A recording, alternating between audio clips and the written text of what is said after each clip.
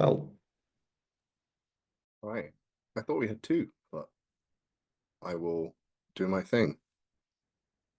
Um, so We were supposed to have two, but the other speaker just dropped out, unfortunately. unfortunate. Okay.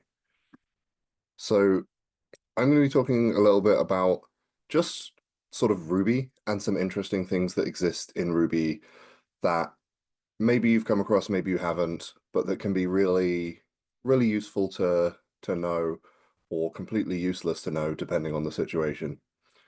Um, So I want to start out with a little bit of Ruby history, which is that you used to, when you were interrogating a string, Ruby strings used to be ASCII strings, and when you would use the like index successor on a string, you would get back the ASCII key, the ASCII code for a number, rather than the actual string itself.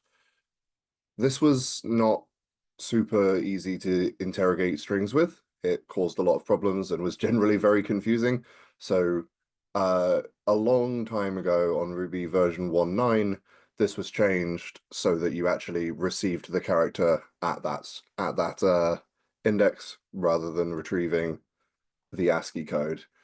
Um, but you didn't want to memorize what all of the ASCII codes were, so you could also have a interesting little quirk, which is that you can have a string of a single character by prepending it with a question mark. Um, which means that like being very confused is a completely valid thing you can be in Ruby. And it looks weird, but it's totally fine. Um, Ruby has a concept called instance variables. Um, they are variables with a little symbol in front of them, and they are available to the current instance of the object. Ruby also has global variables, which are not very commonly used, but are available everywhere in the current version of Ruby's runtime, essentially. Um, both of these things have an interesting quirk, which is Ruby has string interpolation, which is a fairly common feature of a lot of programming languages. Like you want to grab the value of a variable, so you can be like you can grab that out if you want to, and our little brackets here to delimit where we start and begin interpolation. But these aren't actually something you have to do. If your variable is one of the kinds of variable that begin with a symbol, so global variables and instance variables, you don't need the brackets. They're completely optional. Um, this can lead to unintended consequences. If you thought you were doing a literal string that for some reason happened to contain these characters, and then you also have that variable in scope. Um, it can also be a little bit weird, particularly if you have some other variables that happen to exist globally. Ruby has a lot of lineage from Perl, and so Ruby has what are sometimes referred to as like the dollar variables, which are a collection of variables that are sort of internal things about what's going on in the language, what the last error was, what the last regex match was, all of those kinds of things, because those are Perl things that exist. So if you wanted to type out something and pretend to be swearing, there is a small but not zero chance that you would accidentally put nothing into your string at all, um, which can be an interesting thing. Um, Another thing about Ruby is that some there are a variety of different ways to create strings. Um, this one that I'm showing here is a very common and normal way to do this. Yeah, Sean, I completely agree. Um, so you see this quite a lot. You will occasionally see people doing this sort of thing. Um, this is a this is equivalent to a double quoted string in Ruby. This is equivalent to an array. This is equivalent to an array of symbols. There's a collection of different things like this. Generally, whether you uppercase it or lowercase it is whether interpolation is possible. Um, So if you do something like that, you don't get to do interpolation. But if you do something like this, then you do, which is the main difference. There are a collection of these, and specifically Q is the default. So if you don't provide anything else, you get to be able to do that. And this is interesting because it doesn't have to be curly braces. You can use whatever you like. This is particularly nice if you're doing like an array of things, because then you can highlight that this is an array of things.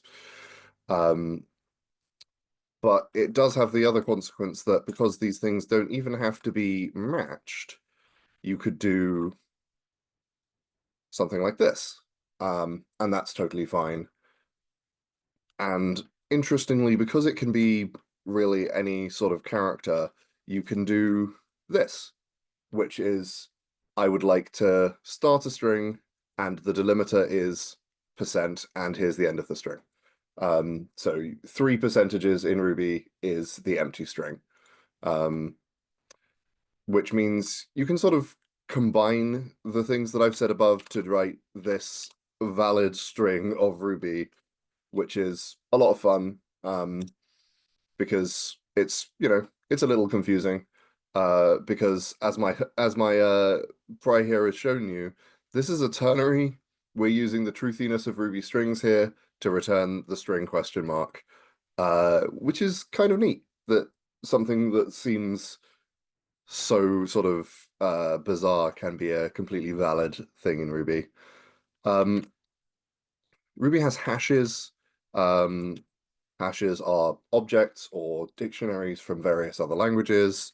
You can provide them with a default value and like get a hash.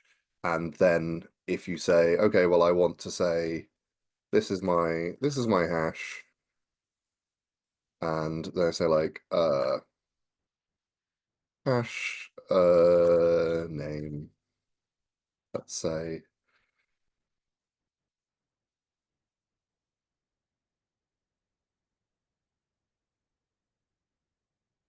We can do that sort of thing, which is nice. And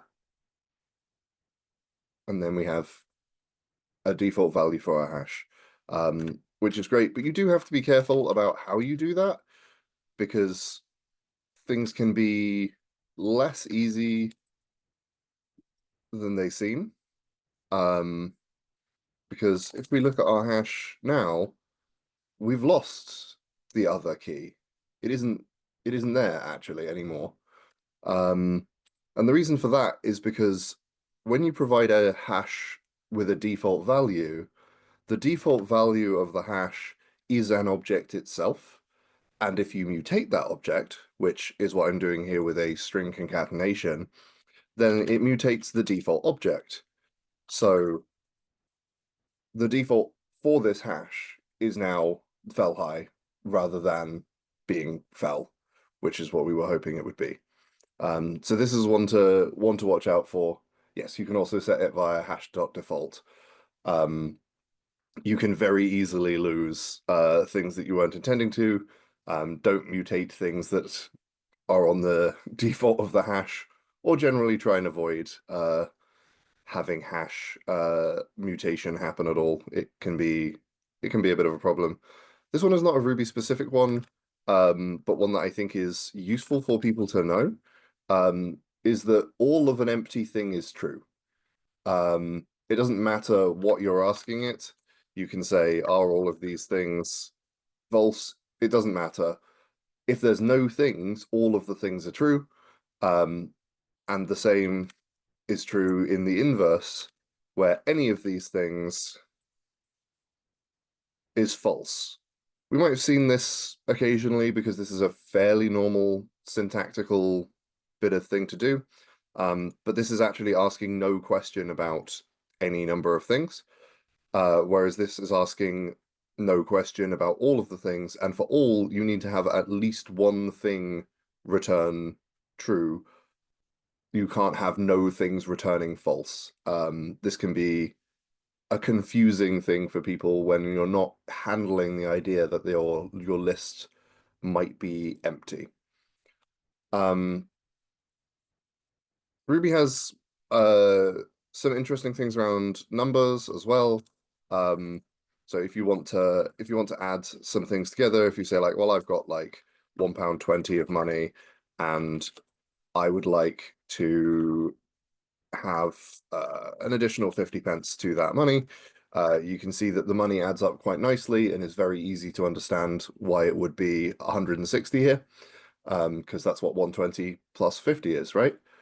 Um, this is because Ruby has a interesting quirk.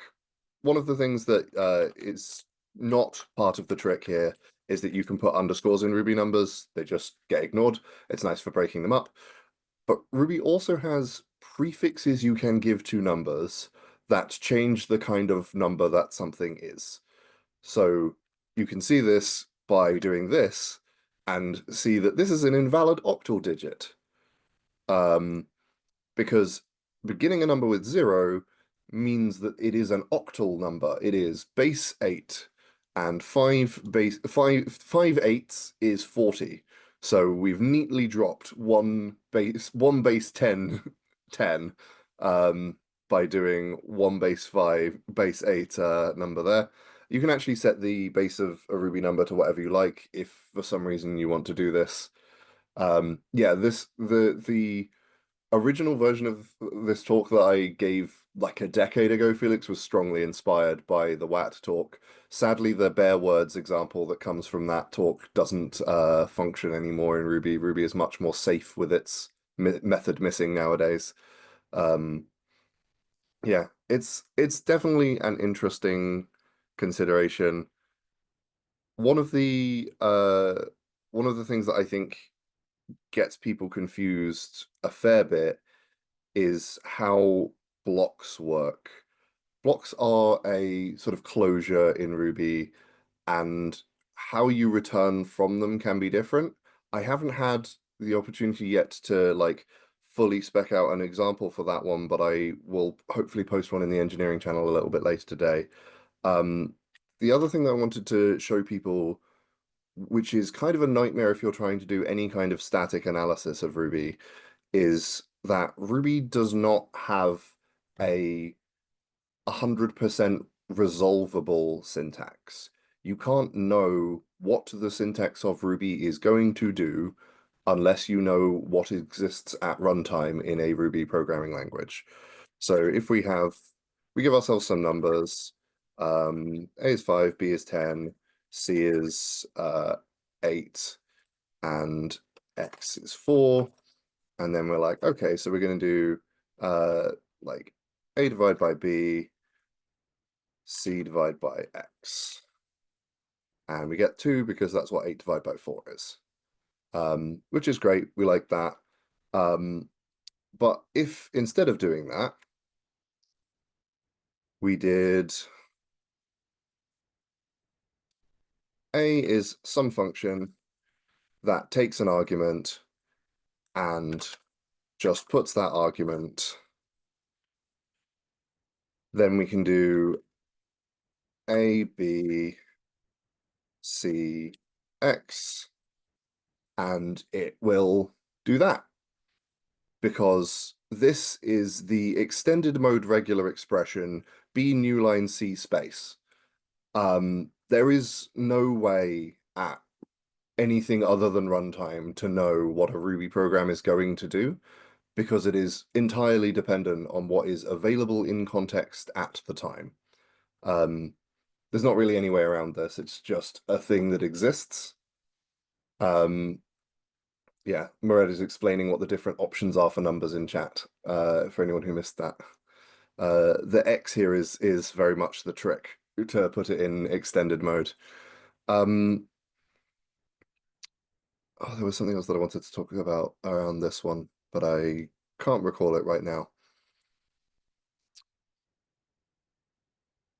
That might be all of my examples right now. If anyone has any in the audience, I'm also very eager for people to put their hand up and suggest things. that they think are interesting about Ruby. If not, can I run through that last one again? Yeah, that's very Yes, reasonable. please. I did go through that one fairly quickly. Okay, so up here we have a set of local variables. We have A, B, C, and X. Ruby has things called unary functions. That's what makes things like 1+1 work. This is exactly the same as doing this. It just calls the plus method on the left-hand side thing with the right-hand side thing. So if these are both numbers like 10 and 5, then you call 10 divide by 5, and that's how it works. In the same way, we have C and X here, which are doing the same thing, and 8 divided by 4 is 2, so that's why we have the 2 being returned here.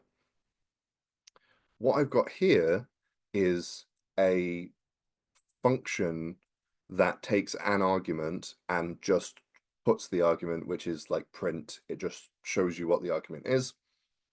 Then I've called that function, and I have defined a regex. Regex in Ruby, as in many other languages, are delimited by slashes.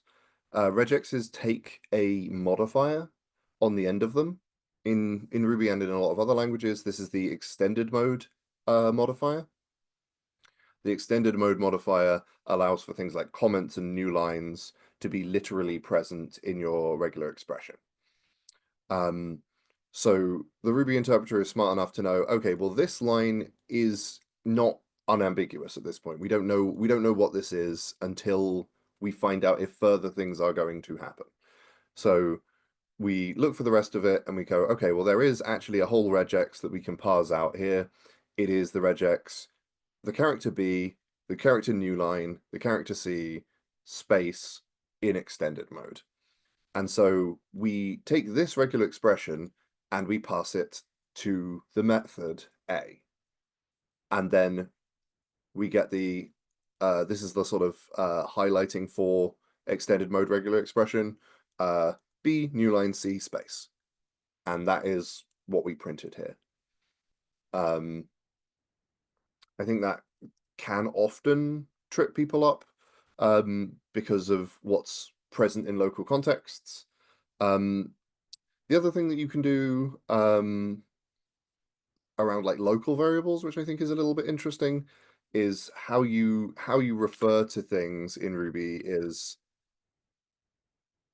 like this. This is how a local variable works. But if you were to like try and assign a variable to itself, the interesting thing about this is that because the parser, when you assign to a variable, assigns a place for the variable to be in Ruby's memory before attempting to look up the variables that you're going to assign to it on that line, this is not a name error. Trying to assign a variable to itself if the variable doesn't exist is nil. And now we have the nil variable. E isn't there. We can do the same thing with F, and now F is there. It's an interesting quirk of how exactly Ruby does this assignment, where this prepares itself before we attempt to look up what the right-hand side is. Gavin has put in chat an empty range trick, which is you want to always have a range value, but sometimes have the range be empty. You can do a range that goes in an inverse order, so from a positive to a negative. And this contains, it's not contains, is it? It's always, I always get that wrong. Cover. Is it includes? Or something like that. There you go. Despite this being like 1 to -1, this does not include 0. This is not containing the things from that. I think that is a good thing to know, that you can have empty ranges. There's a lot of features of the Ruby language that are not immediately obvious because you don't come across them. So if you do like some number maths, we know that that works fine. Ruby rounds down on division for integers. That's a good thing to remember. I think why you would want an empty range is just so that you always are returning a range, so you can always do functionality on a range. It means that whatever you get back is going to be a thing. And that's sort of what reminded me that this thing exists because Ruby will like complain very badly if you try and divide by 0. This is not a thing that's a sensible thing for you to do. It doesn't matter what you're trying to divide by 0, it doesn't work. And obviously, if you do it with floats, the answer is the same. This is also an interesting concept because it doesn't exist. So if you've ever seen this, it gets increasingly confusing. You also do have something that will be familiar to our JavaScript friends, which is not a number. Again, not a number is a thing that doesn't exist. These things are things that don't exist because these are things that are only functions of the float class and not things that exist in the broader numeric class. So if you actually want to interact with them, you have to go and get them from the float class, which keeps them. Otherwise, you can't get them. But there's nothing that says in Ruby that the way a class talks about itself has to be what the class's actual reference name is. That's just the standard that people use. So in these particular cases, Ruby has decided it would be better if we just referred to these by sort of the constant name, but that does mean if you want these things, you need to go and get them out of float rather than just using them from numeric. But you can use them in combination with anything that isn't a float and it still works just fine. Also, nan with any kind of operation on nan is false. It's just can't do things with nan, and you will always get nan back if you do other things. And this is why Murad's thing in the chat that 0 by 0 is worse than anything divided by 0, because anything divided by 0 is a 0 division error, but 0 divided by 0 is undefined. You can't say how many times you've done it because it's valid to do it 0 times or 100 million times, and both will have correctly divided 0 into 0.